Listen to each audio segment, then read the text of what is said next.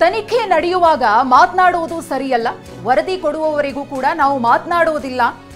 ಈಗಾಗಲೇ ಈ ಹಿಂದೆಯೂ ಕೂಡ ಇದ್ರ ಬಗ್ಗೆ ಗೃಹ ಸಚಿವ ಡಾಕ್ಟರ್ ಜಿ ಪರಮೇಶ್ವರ್ ಅವರು ಮಾತನಾಡಿದ್ರು. ತನಿಖೆಯ ಹಂತದಲ್ಲಿದೆ, ಇಂತಹ ಸಂದರ್ಭದಲ್ಲಿ ನಾವೇನೋ ಮಾತನಾಡೋದು ಇನ್ನೊಂದೇನೋ ಆಗೋದು ಬೇಡ ಅಂತ ಹೇಳಿ ಈ ಬಾರಿಯೂ ಕೂಡ ಪ್ರತಿಕ್ರಿಯೆ ಕೊಟ್ಟಿದ್ದಾರೆ. ತನಿಖೆ ಆಗಲಿ, ರಿಪೋರ್ಟ್ ಬರಲಿ, ಆನಂತರ ಮಾತನಾಡ್ತೀನಿ ಎಂದಿದ್ದಾರೆ.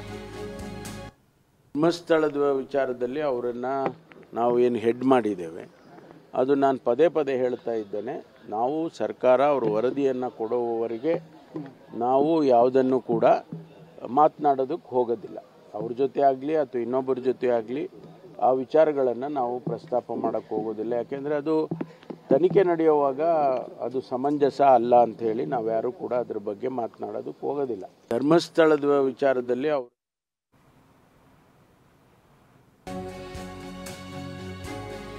ಇನ್ನು ಪ್ರಣಬ್ಗೆ ಕೇಂದ್ರ ಸೇವೆಗೆ ಅವಕಾಶ ಸಿಕ್ಕಿದ್ದು ಖುಷಿ, ಆದ್ರೆ ಅವರು ಹೊರಗಡೆ ಹೋಗೋ ಪ್ರಶ್ನೆ ಬಂದಿಲ್ಲ. ಇದು ಗೃಹ ಸಚಿವ ಪರಮೇಶ್ವರ್ ಅವರು ಕೊಟ್ಟಿರುವಂತಹ ಹೇಳಿಕೆ. ಧರ್ಮಸ್ಥಳದ ವಿಚಾರದಲ್ಲಿ ತನಿಖೆಯನ್ನ ಮಾಡ್ತಾ ಇದ್ದಾರೆ. ಪ್ರಣಬ್ ಮೊಹಂತಿಯನ್ನ ಕಳಿಸುವಂತ ಪ್ರಕ್ರಿಯೆ ಆಗಿಲ್ಲ. ಕೇಂದ್ರ ನಮಗೆ ಕಳಿಸ್ಕೊಡಿ ಅಂತ ಪತ್ರ ಬರೆದಿಲ್ಲ. ಕೇಂದ್ರ ಕಳಿಸೋದು ಬಿಡೋದು ನಮಗ್ ಬಿಟ್ಟಿದ್ದು ಅನ್ನೋದಾಗಿ ಗೃಹ ಸಚಿವರು ಹೇಳಿದ್ದಾರೆ.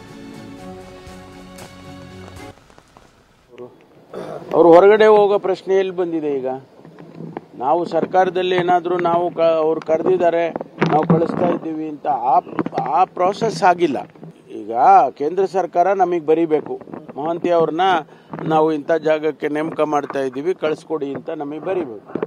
ನಾವು ಕಳಿಸೋದು ಬಿಡೋದು ನಮ್ಮದು, ಕಳಿಸ್ತೇವೋ ಬಿಡ್ತೇವೋ. ಬಟ್ ಅವ್ರು ಬರದೇ ಇಲ್ಲಲ್ಲ. It is only an empanelment. List ಆಗಿದೆ, ಅವರು is eligible for a post in central government ಅಷ್ಟೇ ಇದಾರಲ್ಲ. ಈಗ ಅವರು ಹೊರಗಡೆ ಹೋಗೋ ಪ್ರಶ್ನೆ ಎಲ್ಲಿ ಬಂದಿದೆ? ಈಗ ನಾವು ಸರ್ಕಾರದಲ್ಲಿ ಏನಾದರೂ ನಾವು ಅವ್ರು ಕರೆದಿದ್ದಾರೆ, ನಾವು ಕಳಿಸ್ತಾ ಇದ್ದೀವಿ ಅಂತ ಆ ಪ್ರಾಸೆಸ್ ಆಗಿಲ್ಲ. ಈಗ ಕೇಂದ್ರ ಸರ್ಕಾರ ನಮಗೆ ಬರೀಬೇಕು, ಮೊಹಂತಿ ಅವ್ರನ್ನ ನಾವು ಇಂಥ ಜಾಗಕ್ಕೆ ನೇಮಕ ಮಾಡ್ತಾ ಇದ್ದೀವಿ, ಕಳಿಸ್ಕೊಡಿ ಅಂತ ನಮಗೆ ಬರೀಬೇಕು. ನಾವು ಕಳಿಸೋದು ಬಿಡೋದು ನಮ್ಮದು, ಕಳಿಸ್ತೇವೋ ಬಿಡ್ತೇವೋ. ಬಟ್ ಅವ್ರು ಬರದೇ ಇಲ್ಲಲ್ಲ.